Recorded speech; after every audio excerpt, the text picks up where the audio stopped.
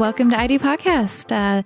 Thank you so much for joining us. And if this is your first time, welcome to the show. And if this is your 20th time, welcome back. Thank you for... Or 120th time. Or I think this is like episode 160. So 160th time. That's a lot of episodes. That is. And we hope you're having a great August and not too hot wherever you are. Seems like it's been pretty toasty all across the U.S. or wherever you're listening internationally, unless you're somewhere towards the poles. And then it's probably pretty cold. All of you listeners up in Greenland and the Arctic Circle. Yeah. We're sending warm vibes your way. Yeah. On today's show, we welcome Jonathan Decker. And Jonathan is a husband, father, family therapist, actor, and author. He is also the clinical director of Youre Family Expert, offering relationship coaching, counseling, and online courses. And today, we get into talking about how to know when you're ready to get married or start a family. Or when you're not ready. Lots of great information today and a lot of personal stories from Sarah and I, because I've shared this before, but I just did not know if I was ready to get married and had a lot of internal struggles. And a lot of the things that Jonathan talks about are things I wish I knew 5 years ago, because it would have helped me to navigate that time in my life. And these are questions that all of us are going to have to ask ourselves. And even if you're listening and you are married, there's a lot of value in learning these things to make decisions within your marriage. It's not just knowing if you should get married, but it's knowing if you should start a family, buy a house. A lot of great information on really just decision making in the context of a relationship. And one little note that Jonathan said that stood out to me is the infamous saying, all you need is love. Well, as much as that's true in the beginning, like we talked about, you also need respect and you need freedom and you need time to be you. So I loved those additions to that line. All you need is love and ... everything else. Yeah, it's a little bit more complicated than that, but that's just some of the great information that Jonathan gives us in today's show. So as always, we appreciate you guys listening and enjoy the show.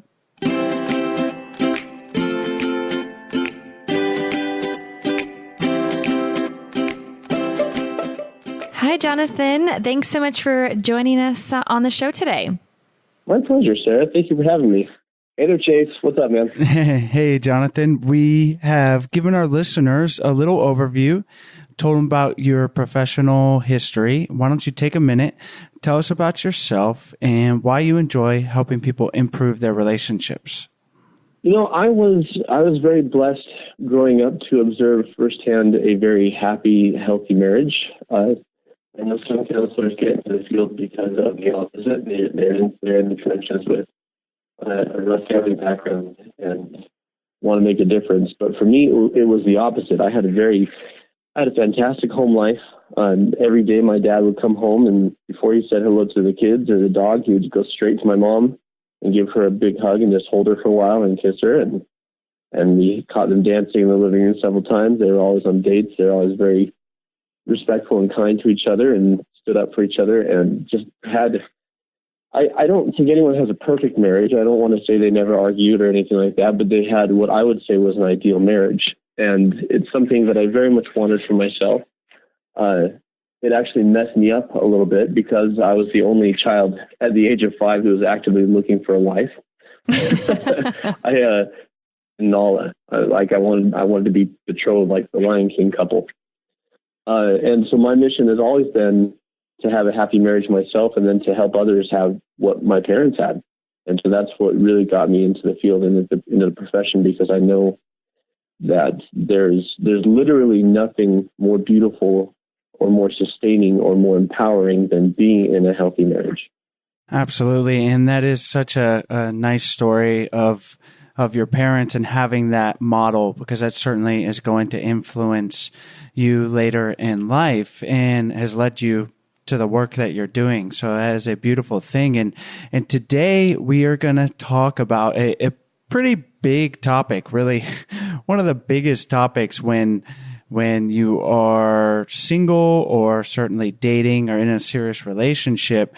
And that is when to know you're ready to get married and start a family.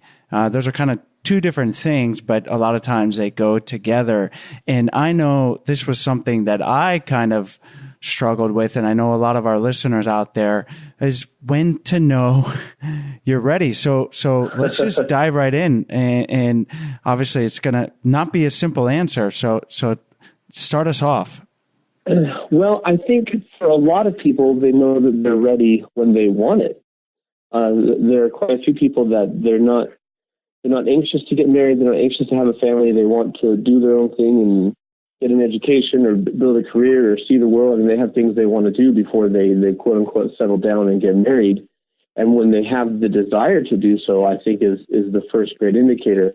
But desire isn't always the most important thing, because as I mentioned, I wanted to get married since I was 5.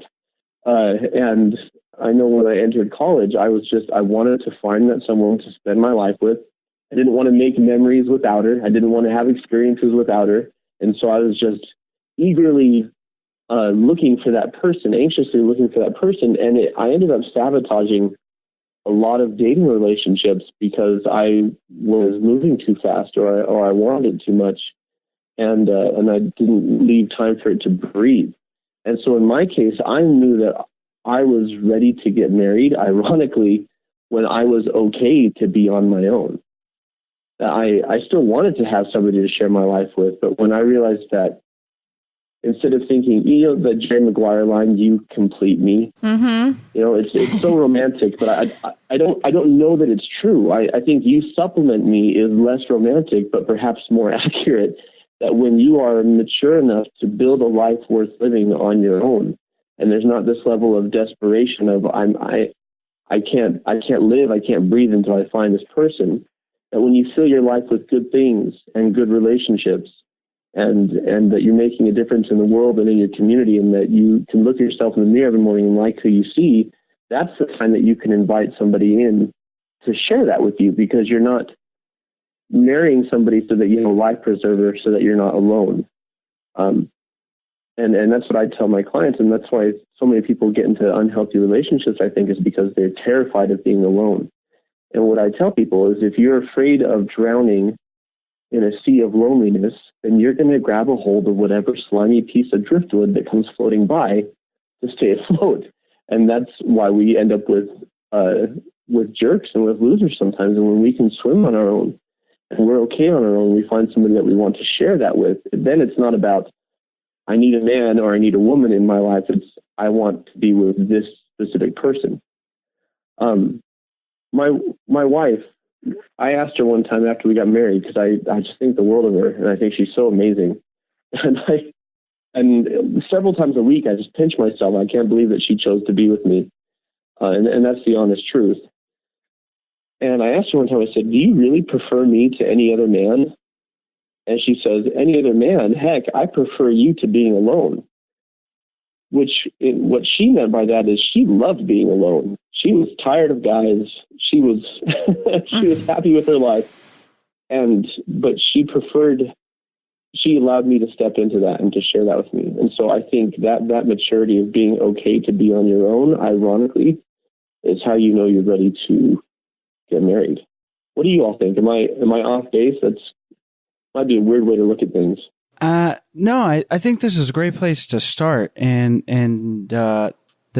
the analogy or the metaphor you gave of the driftwood is perfect, because that is something that should be avoided.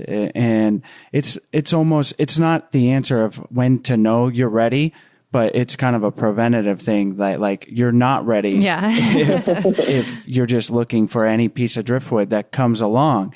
And personally, I think this is philosophically, there's a lot of directions this conversation can go, and I want to explore them. But I want to focus in on where we've started here, and which is good, is kind of like, not, you don't necessarily there's not a specific thing that okay, it's time to get married, but it's more, these are the things to avoid. And I think that's a big one is not doing it out of the motivation just to not be alone. Like, you need to be good with yourself before, and it's like we talk about all the time, treating yourself the way that you want to be treated, working on yourself, and you're going to attract a mate that is complementary to that. Whereas if you are not doing that, you're just going to get any piece of driftwood that comes along, and you're likely not going to be in a happy relationship.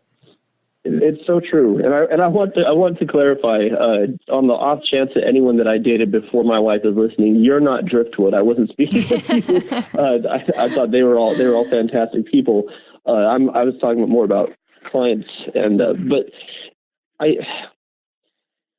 do think that in my case, one of the things that made me attractive to my future wife, my then future wife, was that I wasn't desperate, that I didn't need it, that I was, hey, look, I'm really interested in you, and I have strong feelings for you, and I want this to work. But if it doesn't, I know that we're both going to be okay.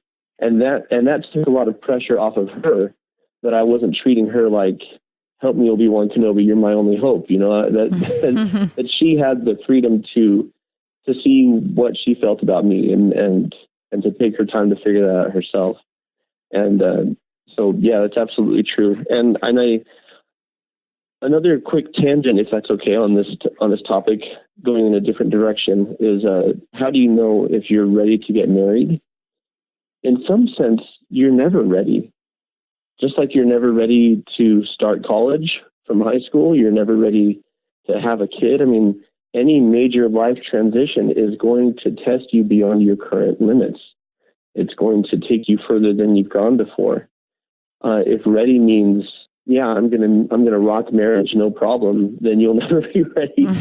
There's going to be problems. There's going to be struggles. There's going to be trials to work through, because that's exactly what makes it a growth experience. How do I know I'm ready to have a kid? Can you support the child financially, and do you want one? Everything else, you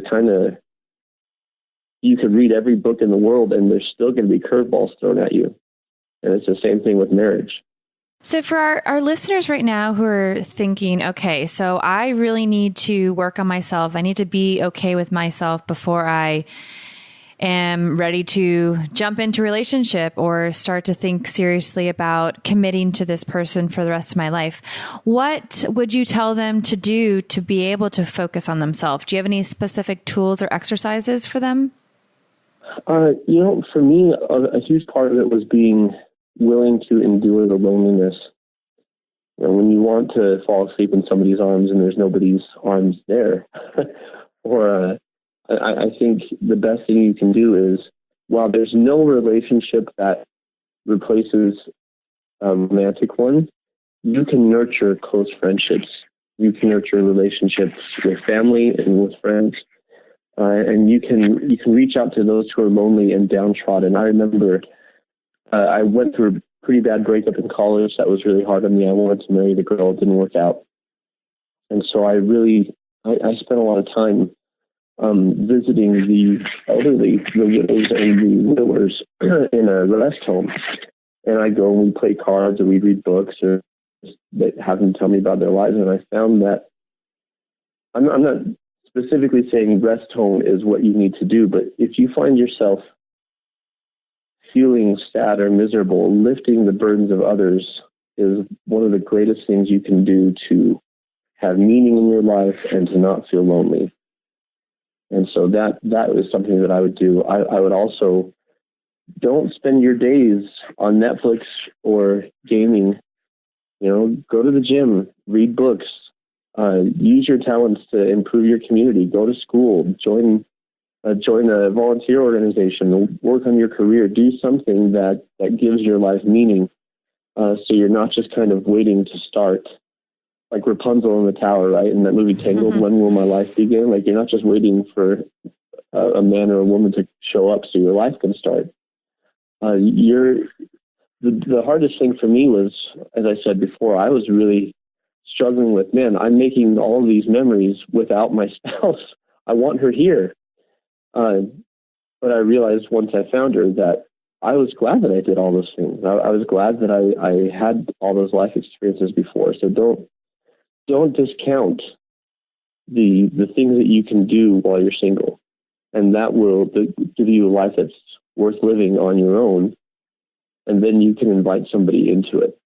And one thing I'd like to add to that, where you were saying don't just stay on Netflix and go out and do things. One great piece of advice we heard on the show is to go do things at places where you want to meet and attract people. So if you have an active lifestyle and you like working out, try to go to the gym more and meet people there, or, go to the coffee shop or library if you enjoy reading or the arts. So trying to do those things that will attract somebody that you're attracted to.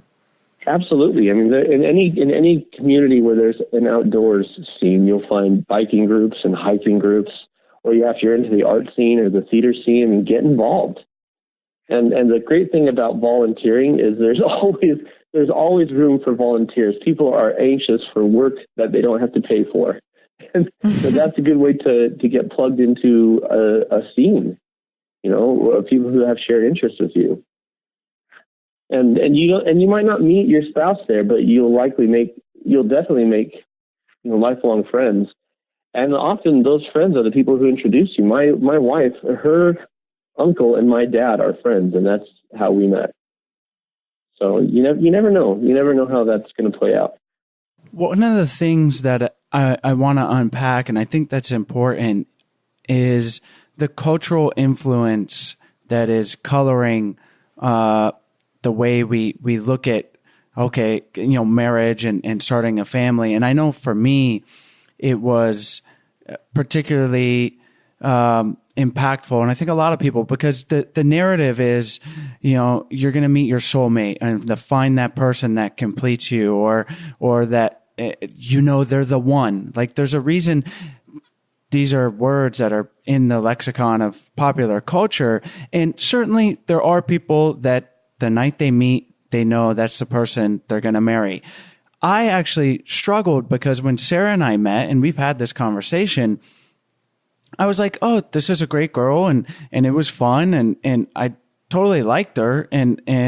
But in no part of my mind was I like, this is the woman I was going to marry, because unlike your particular circumstance, I was not looking for marriage. And I think it's important, and I know you would likely agree through your work, is to realize that everyone's path and desires are different, and that it's okay, and that it's not you locked eyes from across the room and then you knew that you, because that's the fairy tale narrative. And I remember Sarah and I had been together for about 5 years, and this is moving forward.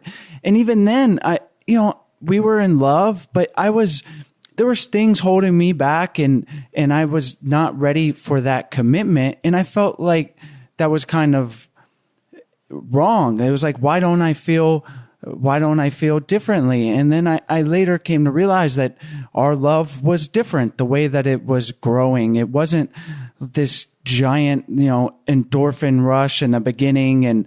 And I even later realized that past loves were the reason I felt so in love was because of things surrounding the courtship. Like I was traveling in a different country, and so I was associating the relationship with, so there's all these things that are interesting. So anyways, I can go on and on, but I'd like to hear your thoughts on that.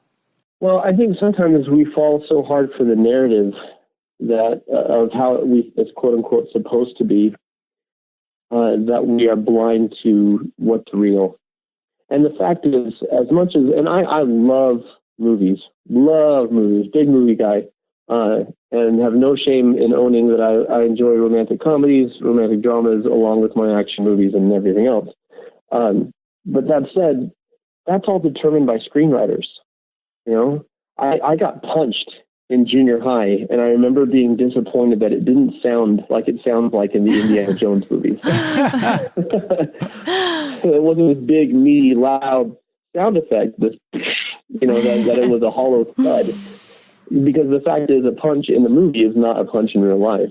And similarly, love and romance in the movies is not how it is in real life. In fact, you're exactly right when you say that this intense romantic experience is often not even real. It's a mirage. It's psychological. And it's often built around the experience of wanting someone more than they want you. And so when you want someone more than they want you, it creates this really intense desire to make this work, to make this happen. Oh, please, God, let them fall in love with me. I can't live without them. This whole big Romeo and Juliet intense romanticism thing. And I remember I got my heart broken several times. And my sister said to me, I think, she says, I've seen how hard you've been working to try and get these women to love you as much as you love them and to have these relationships work. And she says, I think when you find the woman you're going to marry, it's not going to be so much work. It's not going to be so hard. It's going to come more naturally. And I think that's often the case. Not always the case. I mean, I have another sister who, she and her husband are very happily married after a long and dramatic courtship. But for a lot of people, it's really about finding someone who is your best friend and that you just want to spend every day with, and you can't wait to talk with them, and you can't wait to hear their thoughts on things, and you can't wait to, if you have something cool that you experience, you want to share with them, or something delicious, they have to taste it. And when you start to, and then of course you're attracted to them, but these things develop. And a lot of the best marriages don't start as romances; they start as friendships. Which is why we shouldn't be closed to. If there's somebody that you have firmly in the friend zone, I wouldn't force a relationship just because they're a good person, but I also wouldn't close myself off to the possibility simply because there wasn't the swelling music and the eyes locking from across the room experience. I think we need to be open to every marriage is different, every courtship story is different, and these things develop in ways sometimes that we don't expect. And we can't be locked into this is how it needs to play out. Yeah, I think that is an important highlight because, like I said, personally, I struggled with that. It's like, why doesn't this feel differently? And because it doesn't feel this way, is it the right thing? And like you said, every courtship, every marriage is different. And we've been kind of focusing on this from the perspective of maybe a single or casually dating person. But what would you say to someone that they've been living together for years? And I feel like this might be stereotypical, but it's often the guy, the male, that is more reluctant to settle down or make the marriage commitment. But what would you say to someone in a more committed relationship? Like, how do they know that marriage is right for that relationship? But first, a quick break for today's sponsors. Today's show is brought to you by Babbel, the #1 selling language learning app in the world.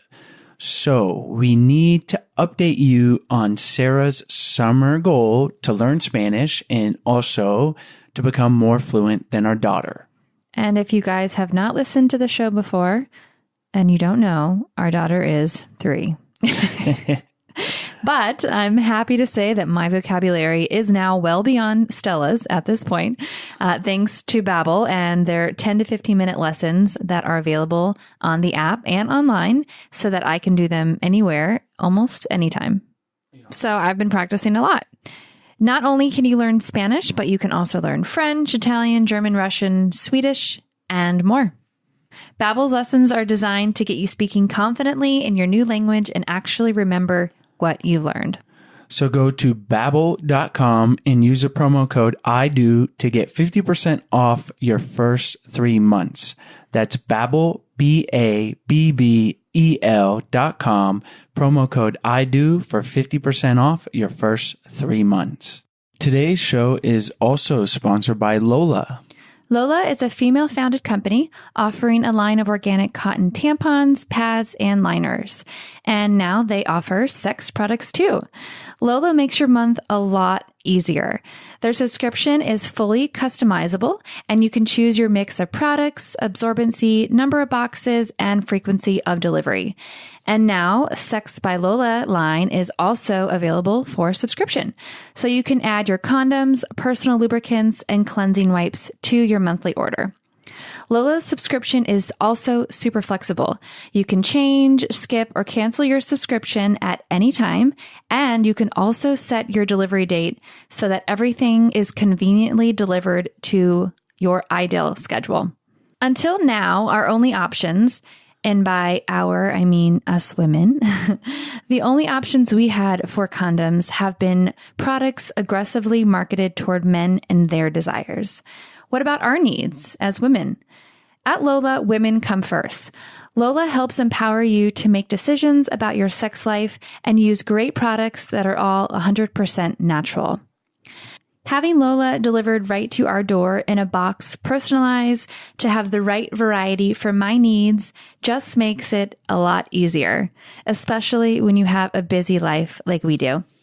I really love not having to go to the store and buy tampons for Sarah. It's a big bonus for me. Is that embarrassing? I guess. I mean, I'm a grown up, but it is. And, so the convenience of Lola is pretty awesome. And you can do good with your purchase because for every purchase, Lola donates feminine care products to homeless shelters across the U.S. For 40% off all subscriptions, visit mylola.com and enter I do when you subscribe. Again, that's 40% off. Visit mylola, LOLA.com and enter I do when you subscribe. That's a really good question. I think if I'm in a committed relationship and if we're living together or we've been dating for a long time, if it's working, I'm not going to jinx it by getting married. I mean, some people say marriage is just a piece of paper, and generally I disagree with that. But from one point of view, it's also true. If you have a healthy, committed relationship, there's no reason not to proceed. There's no reason not to make it official and make it binding. But the fact is, that's my bias. I love marriage. I'm very pro-marriage. I love not just the idea, but the reality of people committing to each other and sharing their life with each other and being off limits to everybody else. But I know that people will have to find their own way. And that there are couples who they don't believe in the institution of marriage, or for them it's common law, and I'm not going to put down anybody else's decisions. I am going to advocate for marriage and just say if done right, it's pretty wonderful. And I would never let fear be the reason not to do something. Instead of being immobilized by fear or paralyzed by fear or not taking a step forward because of fear of jinxing it or it blowing up in my face, or, well, you can't have a clean breakup if we're married, it'll have to be a messy divorce, and to not let fear be the thing that holds you back from doing something that'll make you happy. I think one of the things we've talked about on the podcast with our guests a lot is making sure that your values align. Because obviously there's a lot of things that go into a relationship, but if you want to be committed in marriage or just a long-term partnership and you're having questions in your mind, kind of like I was, one of the key factors in the success of that relationship is going to be, are your values aligning? Your core values in life. And if you have that foundation, then the compromises around other things are going to be it's not nearly as important as if you're not aligning with the values of your partner. So I think that's a good question for someone listening to ask themselves if they're not sure if this is a person they want to spend the rest of their life with, the next 5 years, 10 years, whatever, is asking themselves that. Oh, absolutely. And I think sometimes we get too focused on compatibility as sameness instead of compatibility as do we go well together. I think you need to be the same on your core values. For example, if I want children and I'm dating a woman who doesn't want to ever have children, then that is, we don't line up with our core values. But if I like the Marvel movies and I have someone who lines up with all my core values, but she's not into that sort of thing, I know people for whom that's a deal breaker. And I think there needs to be room for difference, and there needs to be room for respecting one another and letting each other be who we are. I think when it comes to being compatible, you want to be the same on your core values, and then everything else is how well do you go together. You know, you don't have a peanut butter and peanut butter sandwich. You have a peanut butter and jelly sandwich, or peanut butter and honey sandwich, or a peanut butter and banana sandwich. They're not the same, but they go well together. And I think that's how we need to be. So when maybe two people are in this position where they're starting to talk about this and think about whether or not they want to be in a committed long-term relationship, and maybe there are some core values that are different and they want to start talking about it. I know from our past, Chase and I, when we had those conversations, sometimes they went really well and then sometimes they didn't. And it's all about how you address the issue. So do you have any tips for the best ways to start up these big dialogues? Yeah, I would say those big dialogues we can't force relationships to work. And by that, I mean, we need to love each other and respect each other enough to recognize, is this going to blow up in our faces down the line? And as an example, I dated a girl who I was crazy about. And as boyfriend and girlfriend, we were really, really compatible. We had incredible chemistry, great times together.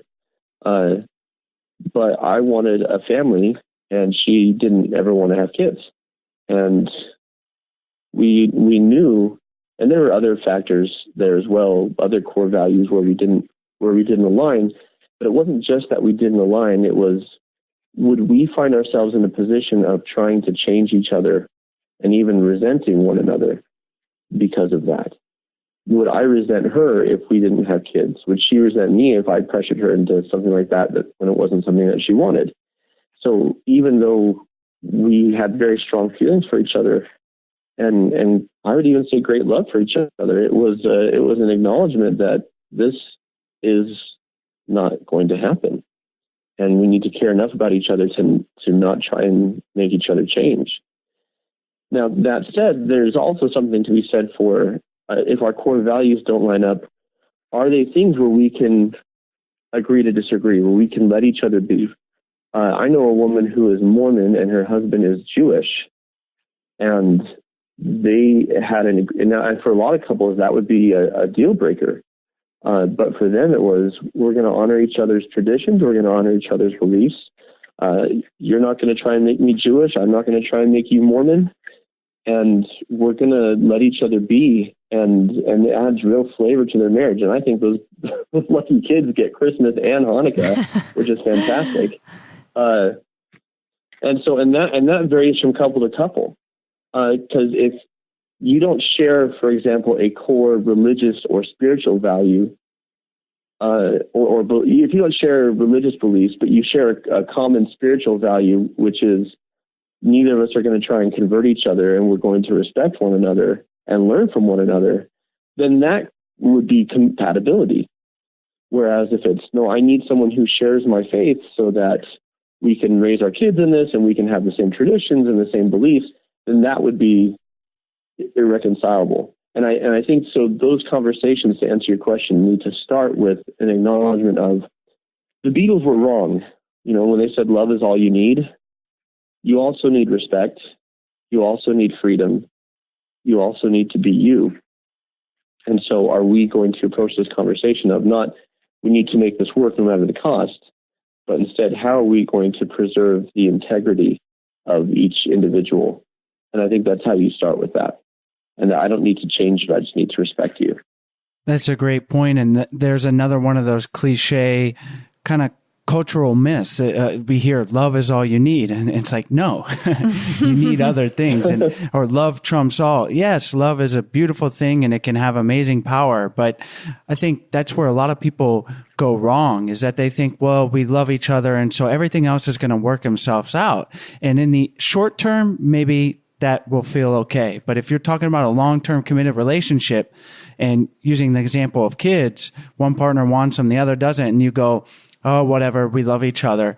It's like, that's going to eat at you. Yeah, it's going to eat at you. And I think the big takeaway, because every circumstance is going to be different. Every relationship is different. Courtship, future, everything. There's all of these factors, but understanding your values and your deal breakers for yourself and your partner. And then the key is communicating about it and not just pushing it under the table and saying, well, love is going to figure this out for us. And because that's going to come back to bite you in the butt in the future. And I think kids is a big one, because Sarah and I, we have a 2.5-year-old daughter, and now we're talking about, another kid. And it's interesting. And this is kind of, taking a different turn, but we talk about how the other kid, there's not really compromising, essentially, if we want another one. Certainly the first one, if one partner really doesn't want a kid, like, you can't compromise and have half a kid. Like, so the second one's a little different, but we're definitely having to have some serious dialogue around it. And maybe you can comment on that as far as the second kid. Like, what does a couple do if you talk and you're like, well, yeah, I want kids. Yeah, they both agree. But maybe talking about a larger family planning is important too. Well, let me backpedal really fast and just address, when it comes to marriage, you're not just looking for someone that you love and they love you back. And far too many people think, like, if I love somebody and they love me back, then that's it, we're getting married. And what you're really looking for is someone that you love and they love you back, with whom you're going to share your entire life.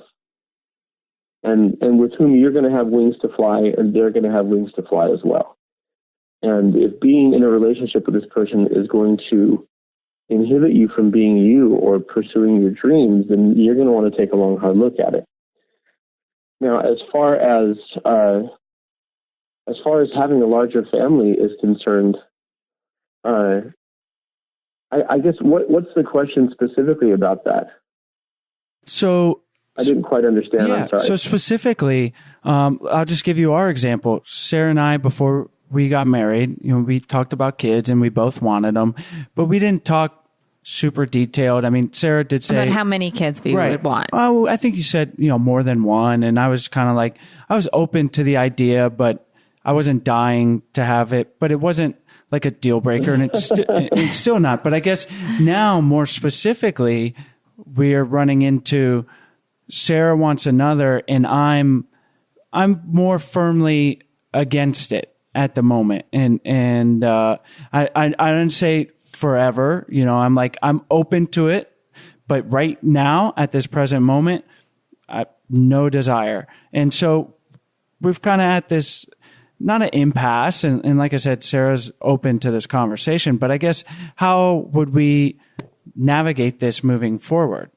Okay. I think for couples like you and for other couples in a similar situation, or it may not be kids, it may just be about goals. It may just be about dreams, about one partner really wants something and the other doesn't. And these things come up. It's not like when you get married, you know exactly how you're going to feel or what you're going to want in 5 years or 10 years. And so there are definitely surprises that crop up along the way. My feeling is, as I had a friend say to me, he says, her happiness is more important than my comfort. And I think if you're looking at something that takes you out of your comfort zone, or if you're looking at something that is not something you're crazy about doing, but it would make your spouse truly happy, the question is, can I step into that space and do so gladly, without resentment? And if there is resentment there, that it's not anything to be ashamed of, or it's not bad, that it's okay. It's something that I need to work through, because I know that with you, Sarah, you would want to have this kid with Chase not resenting this, with Chase being all aboard, or at the very least being happy about it, instead of, all right, fine, have your kid, see what I care. Right, and I'm not saying that's what you're saying, Chase. But and so that would be your consideration, Sarah, of, okay, this is what I want. How can we get there? And what's the timetable in which we can get there, while still respecting Chase and Chase's needs and Chase's wants? And for you, Chase, can you step into the space of, I may not want a kid, but I do want her to be happy? Yeah. These aren't easy questions to ask or answer. So did you invite me to the podcast so that I could resolve this for you? Is that what happened? Did I just get roped into something? No. That's tricky. That's good stuff right there. It's a great example with the kids. And like you said, it can be other things in the relationship, and that these things will come up because people change, and not putting Sarah on the spot, but like just the other week, she's like, you know what, maybe another one right now I'm not so excited about. And where a month earlier, we were kind of arguing about having a second. So, and that's kind of where I'm at, like my answer. And I think that's just important to recognize. You may know like 100%, but I think like in life in general, to say, obviously there's core beliefs and ethically things that I can say, my views are not going to change on this. But other things like, shoot, having 5 kids, more than likely I don't want 5 kids, but hey, maybe one day I'm going to change my mind. I'm open to different experiences, different realities. And I think, well, go ahead. I didn't mean to interrupt you. Go ahead. I have 5 children, and I can tell you it's basically just like having 3 children or 4 children, in that it's alternately wonderful and a nightmare, and it doesn't change. And that's the same thing with considering whether or not to have another kid. Kids are 2 things. They are fantastic, and they are a lot of work and sacrifice. And so it's, when you talk about Sarah going from I really want a baby to, oh, I'm not sure, that's pretty natural. Yeah. That's pretty par for the course. Kind of just depends on how Stella's doing that day. Yeah. How recently have you held a newborn? I think that triggers a lot of it too. It's been a while, so maybe I'm like, it's because it's been a while. Find a friend with a newborn. Spend a few hours with that newborn and see how you feel. Yeah, exactly. Maybe you're like, okay, the itch has been scratched, right, and I'm good.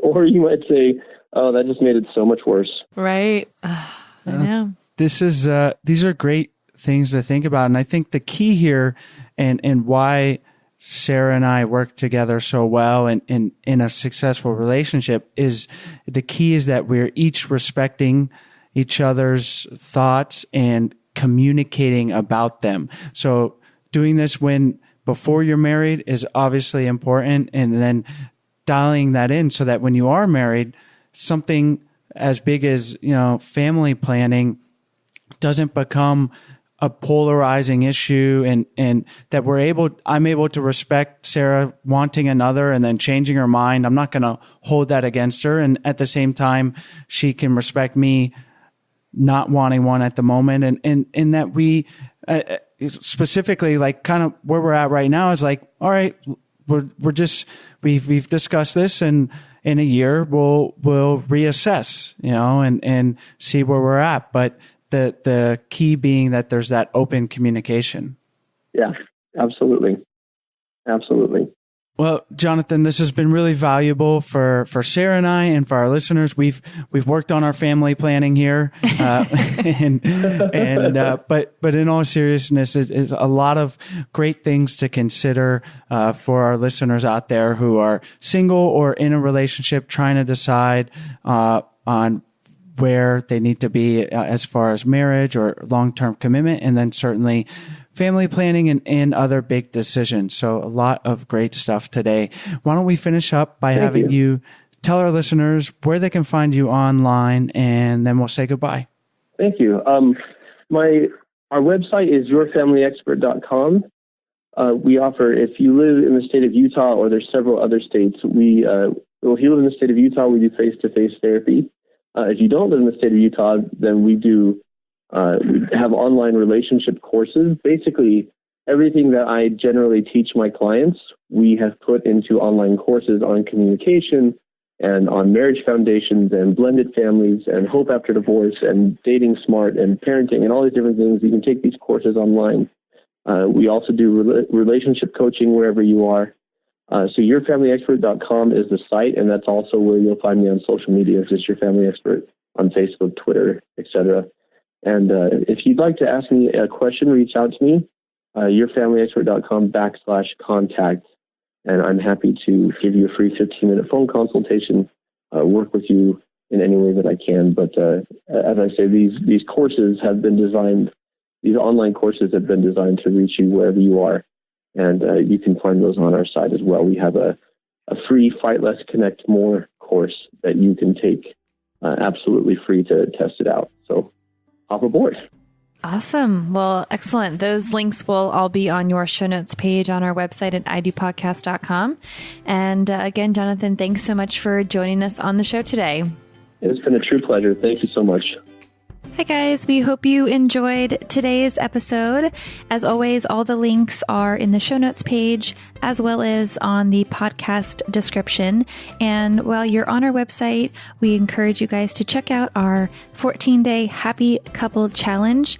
We send you an email for 14 days with simple, doable challenges to help strengthen and improve your relationship. And on our website, we also have a bunch of free resources for your relationship. So we encourage you to check those out. We also have our Love Tribe on Facebook. We encourage you guys to join the tribe and be there for support for each other. If you have questions or just need some relationship advice, we are all here for each other.